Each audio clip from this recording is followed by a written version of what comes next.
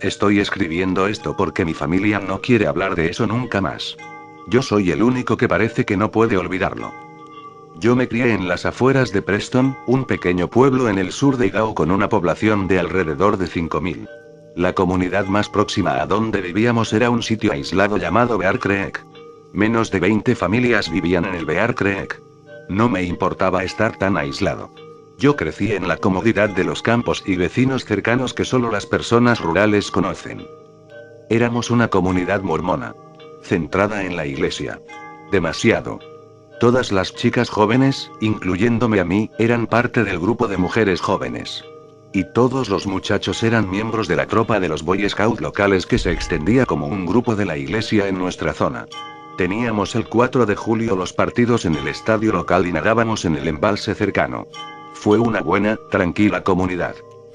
Mi casa, una casa de campo de 92 años construida por mi tatara-abuelo, estaba situada en una pequeña colina rodeada de un campo de hierba por un lado, y un camino de tierra que serpentea por el otro. Al otro lado de la carretera estaba la cala. Southern Idaho se clasifica en un clima desértico, por lo que no crece la hierba mucho. Los fondos de los arroyos fueron la excepción. El arroyo estaba rodeado por una espesa maraña de arbustos de sauce. En el final del otoño solíamos ir hasta el fondo y recoger las semillas, algodonosas de sauce blanco para decorar las vallas de nuestro camino. Al estar tan aislados, no era raro que los animales bajaran de las montañas. Tuvimos un alce hembra que trajo a su ternero abajo y vivió en nuestro huerto cada invierno. Y el león ocasional no era algo inaudito tampoco. El verano en que cumplí 8 recuerdo porque fue el mismo año que mi bautismo, un león de montaña pequeño fue visto varias veces en nuestra área. No estábamos preocupados. Los grandes felinos se mantuvieron alejados de las granjas y por lo general se trasladaban cuando el área no daba suficiente comida. El mismo verano mi vecino, Peyton, estaba trabajando en su proyecto de Eagle Scout. Amaba a National Geographic, y pensó que sería bueno armar una presentación de National Geographic sobre nuestros pequeños fondos de arroyos. El león joven le hizo especial ilusión.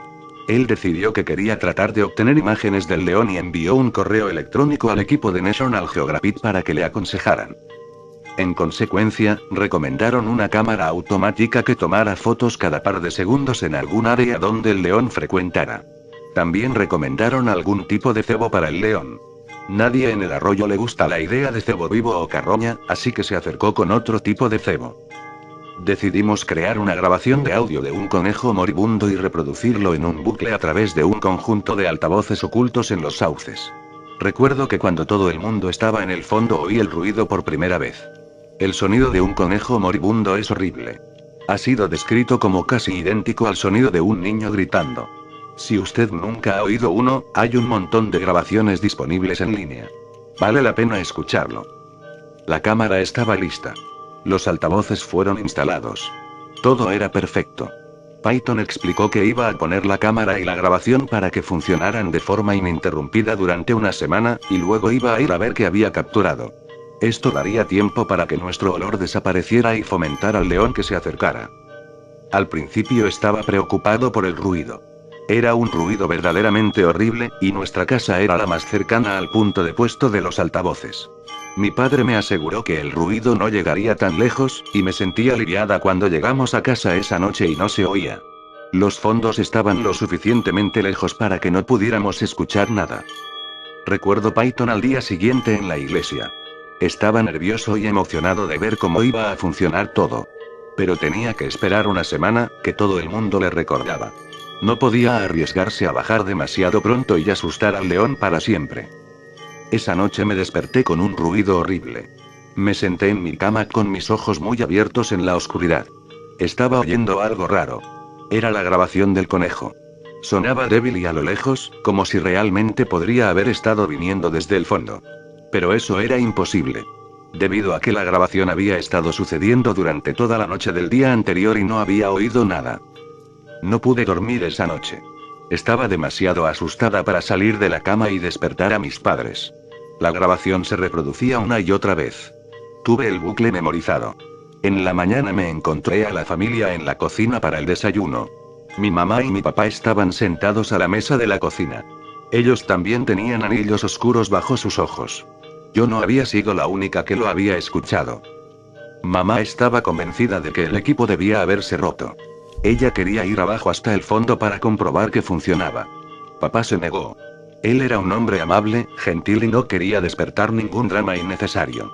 Estaba seguro de que había habido un fuerte viento anoche, y el viento había llevado el ruido más allá de su alcance natural. Él nos dijo que escucháramos. Lo hicimos. Tenía razón, no podíamos oírlo ahora. Nos olvidamos de ello. La noche siguiente, volvió a suceder. Me quedé en la cama con mi espalda contra la pared. Los gritos eran aún más fuertes que antes. Pero esta vez había algo diferente. Era un tono más bajo de lo que recuerdo. Y partes del bucle se desaceleraron, como si la grabación se deformara en algunos lugares. A veces, el bucle no hizo bucle naturalmente, y en su lugar había parones en el audio. Mi mamá no mencionó nada en la mesa del desayuno. Pero ella y mi padre parecían tensos. La tercera noche, reuní el coraje para estar al lado de mi ventana del dormitorio y mirar hacia el patio. Por un momento me puse de pie, clavada en el suelo, con las manos temblando, no importó lo duro que las apretaba. El ruido se deslizó por las rendijas de la ventana. Vi la silueta de los árboles en el patio. Todo estaba bien. Ni siquiera la más ligera brisa agitaba las ramas. Mi mamá anunció que iría a visitar a sus hermanas en la ciudad al día siguiente, y probablemente pasaría la noche allí. Ella me invitó a venir, pero yo era una niña de papá y decidí quedarme en la granja. Tomé el lugar de mamá al lado de papá en su cama esa noche, pero incluso eso no ayudó. No creo que mi papá hubiera dormido bien, porque lo noté extraño esa noche. Empezamos a oír el ruido durante el día también. Estaba dibujando con tiza en la acera cuando ocurrió. Mis hombros se tensaron y los pelos de la nuca se erizaron. Solo hubo un grito. Un corto, un tono alto. Y a continuación, la grabación se quedó en silencio. Sucedió de nuevo varias veces durante el día, ya no era un bucle. Más tarde esa noche, el padre de Peyton llegó por el camino en su coche de 4 ruedas. Él dijo que estaba buscando a su perro, que habían desaparecido desde esa mañana. Papá dijo que lo sentía, y que no la habíamos visto. Lo miré fijamente, en silencio rogándole que mencionara la grabación, pero no lo hizo. Él era un hombre tranquilo, después de todo. Él no quería que aparezca ningún drama innecesario. Mamá estuvo fuera toda la semana. Papá y yo no pudimos dormir. Para el sábado, los gritos se oían constantemente, a pesar de que parecía haberse desviado del bucle por completo. Yo ya no lo reconocía. A veces, los gritos eran finos y largas, otras veces eran poco más que gruñidos. Una vez, mientras que mi papá había estado calentando pastel de carne para el almuerzo, el ruido se elevó en un estruendo tan alto que se le cayó el plato y se hizo ánicos. Apreté mis manos sobre mis oídos cuando me senté en la mesa, y me apreté los ojos con fuerza, pero no sirvió de nada. El ruido se abrió camino a través de las grietas de los dedos, sacudiendo mi caja torácica. El estruendo se prolongó durante todo un minuto, y luego se quedó en silencio. Papá estaba temblando. Esa fue la última vez que escuchamos el ruido de ese día. Peyton llegó el sábado por la noche para pedir permiso para cruzar la carretera para recoger el equipo. Estaba emocionado. Lo vi desaparecer en el fondo de la cala con una sensación de alivio cansado. Después de que se llevara el equipo, todo iba a parar. No podía esperar para conseguir una noche completa de sueño. Ni un minuto más tarde, vi a Peyton volviendo desde el arroyo. Yo estaba confundida. Nos había tomado mucho tiempo configurar la cámara y altavoces, así que había asumido que tomaría el mismo tiempo para recogerlas. Mi respiración se calmó cuando Peyton se acercó. No se veía bien. Sus ojos estaban muy abiertos y su rostro pálido. Algo húmedo dribló desde la barbilla y en su camisa. Más tarde me di cuenta que era un vómito. Mi padre lo atrapó antes de que cayera, y exigió saber lo que había sucedido. Peyton no podía hablar. Él solo lloraba. Llamamos a su papá. Yo me ocupaba de Peyton ya que tanto mi padre y su padre habían ido hasta el fondo. Se habían ido hace mucho tiempo. Cuando regresaron, sus caras eran sombrías. Me di cuenta de que había algo rojo en las manos de mi padre. Le pregunté qué le pasaba, pero pasó de mí e inmediatamente llamó a la policía. Nadie me decía lo que había sucedido. Me senté en el sofá viendo cómo los agentes de policía se arremolinaban a mi alrededor. En un momento un oficial puso algo sobre la mesa de la cocina y se fue. Miré a la cocina con curiosidad. Era la cámara que había estado colocada en el fondo. Ojalá no la hubiera mirado.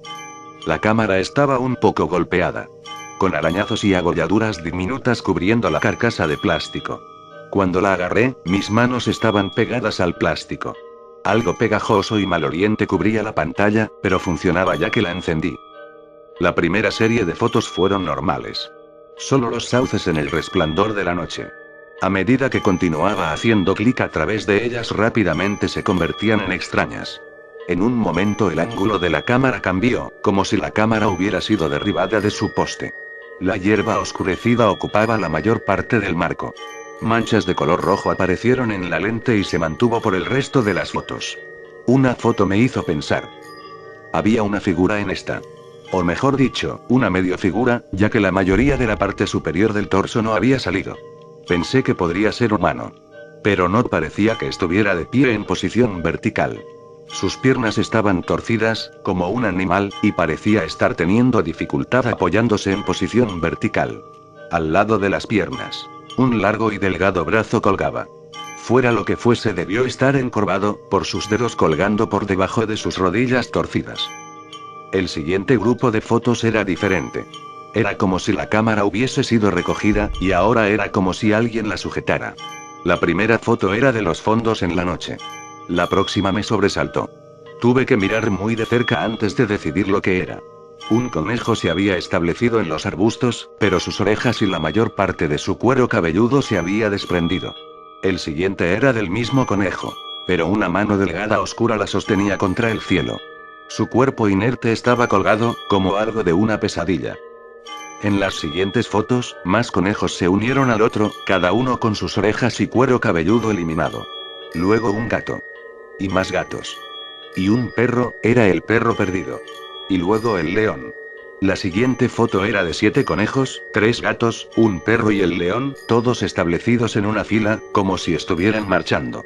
Todos sus cueros cabelludos habían sido retirados, y diminutos destellos blancos de sus cráneos podían verse.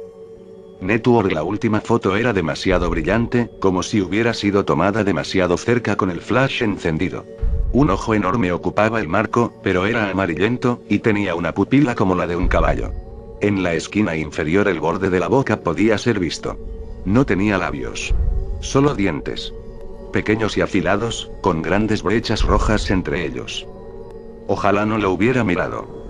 He oído a mi padre hablar con la policía en el exterior. Dijeron que los altavoces habían funcionado mal. La grabación solo había sonado la primera noche.